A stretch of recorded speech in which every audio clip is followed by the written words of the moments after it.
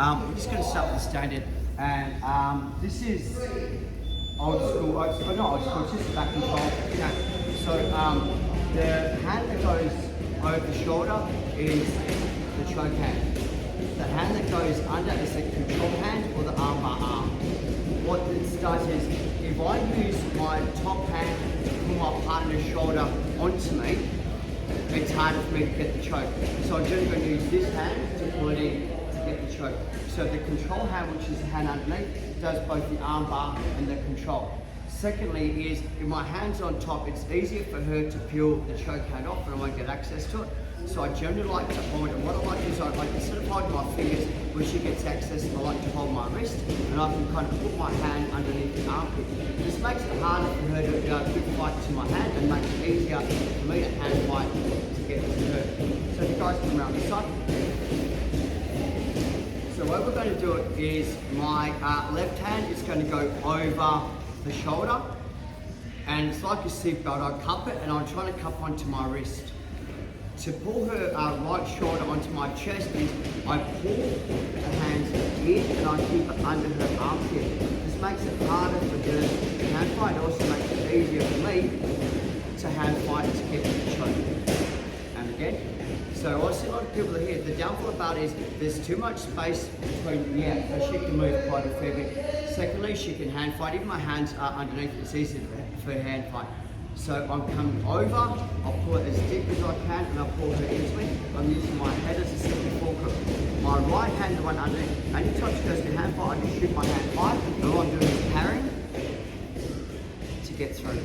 And I don't have to, it's actually better if I grab my collar, not hers, because if you see once I've got her collar, the elbow's exposed away from the body. But if I grab my collar, even if she turns left to right, upside down, inside out, it's still on. So for me, this is a really good mechanic for the back control. It's how we start to get the better grips in. Can we come around the front? I'm going to take you back, so keep going, keep going, keep going, keep going. Good job, Mikey. Okay, so from here, once again, here's the seatbelt grip. It's not much point having your hands locked in front because they can turn left, right. The space between my bicep, elbow, and the head's gone. So what I do is, my left hand's over the shoulder, is I grab it, I use my right hand to put underneath the armpit. So this means for him to hand fight, it's a weak mechanic, number one, and exposes the arm. Number two, if he tries to turn his head to escape it, I've got the body pinned. If he tries to hand fight, my right hand now comes as a parry. I'll grab my gi and I keep it on. So if he tries to hand fight again, because the hand's back past his shoulders, this is really hard for him to reach all the way back to grab it. Where it's here, it's kind of in the zone. Okay, is everyone okay just to start with that, guys? 1, 2, 3. I didn't understand this until probably about purple belt or brown belt level. And it made a huge difference to me. So once again is, I'm trying to pull the shoulder in, get it in nice and tight for me, hand fight and wrap it, get over here. So the part that I see most people is, they're going to put their partner on top of them now to choke them. The downfall about it is, I'm now going to carry his weight, which makes it really hard for me to do, right? So I'm going to think about it this way instead is, I don't want him to put his weight on me and have the ability to drive up and over me.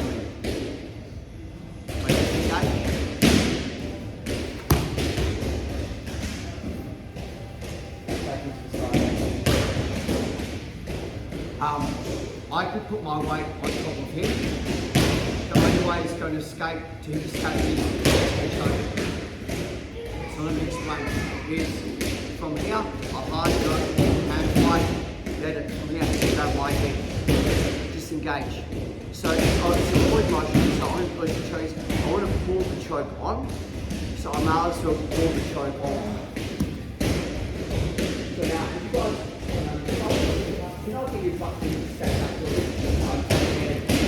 so we're here. So I kicked him over, I can insert my hook, and now that his weight's predominantly on the ground, not on me, I'm going to loosen this off a lot, is I'm now going to keep my legs long and drive my hips in. But I want to go nice, so I keep my legs long, drive my hips in. So I'm not punching to do the choke. So so I keep this. This is my head stays here, and I just keep my legs on and drop my hips in. It's really hard for him to hold, really hard for him to move.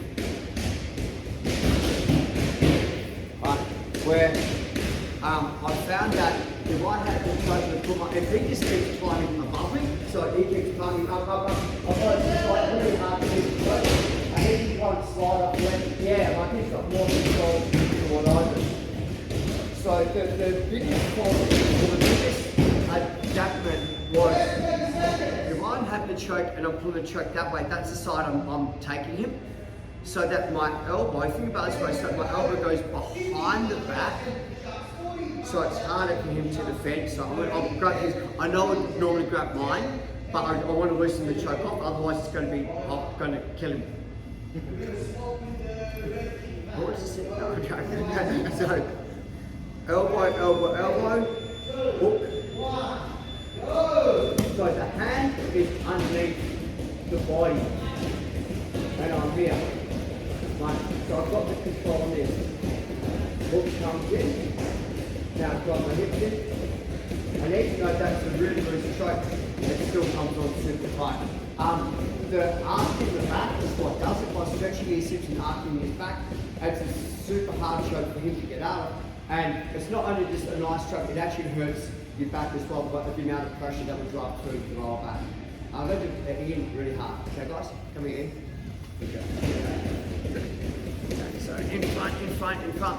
So the key factors, once again, is that when I have the back control, my choke hand gets pulled to the safety position, my hand flight, and I try and get hold of my collar.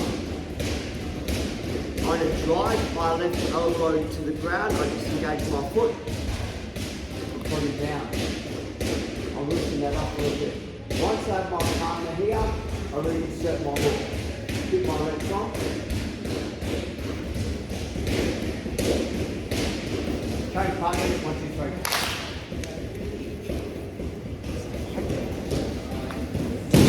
So, we've got the control. Number one is, what I'm seeing is, I want to pull his right shoulder, 90 shoulder, to my chest. So obviously he's typically going chest to chest. By default, your hand to be in front. So I want to try and pull it so it's that shoulder. So this means that grips easier, where if it's chest to chest, that grip's quite a hard grip to get to as well. Let's just say, for argument's sake, I've gone to the position, I'm hand fight, but I can't get my gi. So what I do is I grip over the back of his shoulder, not the back of his track. If I grip on the back of the track, it gives him an area of space to turn into. If I grip on the shoulder, okay. So let's have a quick, feel the difference. So from here, this is a bit obviously the no-gi variation as well, is I grip, pull it in, keep it tight, hand fight, here. And I can put that underneath my armpit if I want to, so it's harder for him to fight. I don't try to come here because it creates this little anchor point in valley for him to be able to, so it's more here. And I'm trying to squeeze my hand down, my elbow up to keep my honest. So I normally get the stroke before I put him to the side. That's quite a nice variation. The second reason why I do this is once I'm here, well, and I'm here, it's kind of safe. I go like this.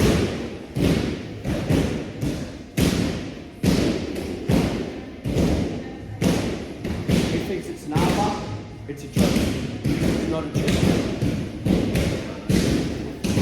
So here.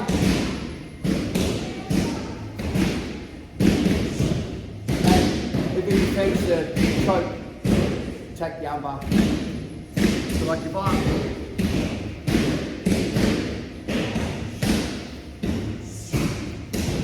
so he hand fights to get rid of the choke.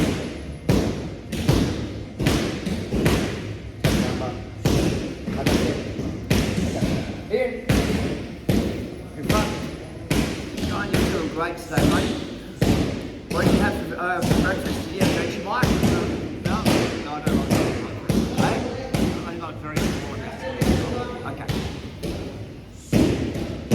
really pull their right shoulder into contact. Hand fight, go over their shoulder to get the choke. Don't go over here. If you're over here, there's a space where you can hand fight like that. Grab that. Once again, disengage, turn, and the choke comes on. It's pretty good.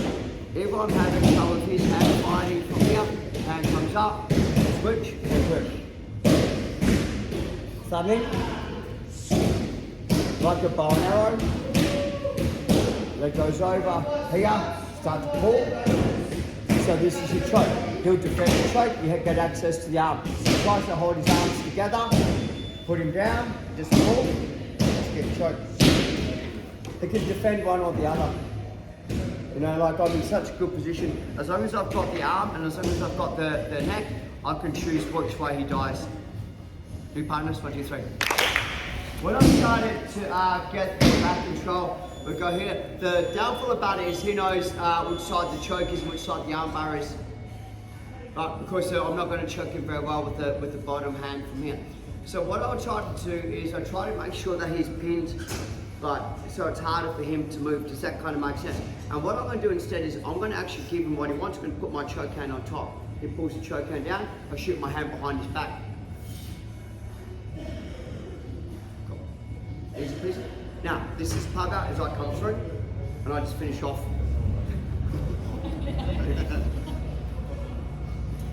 But yeah, so then if he doesn't defend, so we're here, and what I'm going to do is I'm going to swap my hands, the hand fights. I punch my hand back, I just get hold of this. So it's a fist, let's pull him in. And it's a pretty nice little, it's easy to defend, you simply pull the hands down.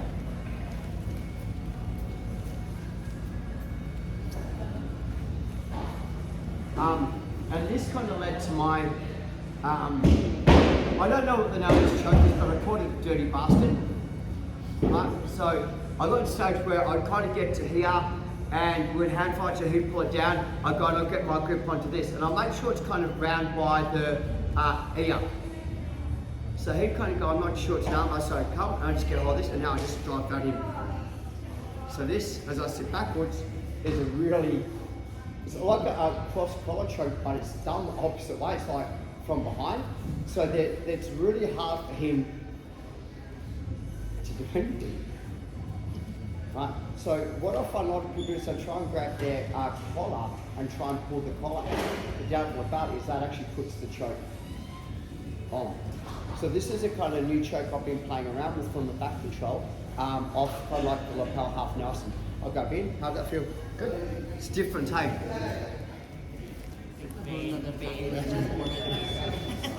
So, I just go through so from here. Once again is, he knows I'm going to try and choke him with my top hand. So what I'm going to do is I'm going to put my top hand on top, and as he goes hand fight, I put my knuckles in against, so in the line with his ear. And it's not bad, like it looks like a control. So I sit backwards like I'm going to do the arm bar, my hand comes in, and I get the choke. Sit offside. And I've got the triangle, the arm bar, and it's really hard for him to do anything. If he's going to use, he's going to use his left hand to try and pull the collar down, I'll put my foot on the ground. And it's really hard for him to move and to do anything about it. The more it turns towards me, the more it's going in towards the fist. The more it turns away from me, the more I'm just going to go to the lapel choke. So this is something I've kind of been playing around with a little bit from the back, and I've had really good success with this on the people that have been unfortunate enough to be my guinea pigs. Okay, so 1, hand fights, 2. Now this is the hardest part, is pull the arm up like I'm going to do the arm bar. They're generally going to cut their hands together, and that gives me the ability to grip it. Does that make sense? Walk offside, and that's pretty much your fight's over. If I'm having trouble with this left hand fighting, I just put my foot on the ground. And then pretty much I can let go. I can just choke him. 1, 2, 3.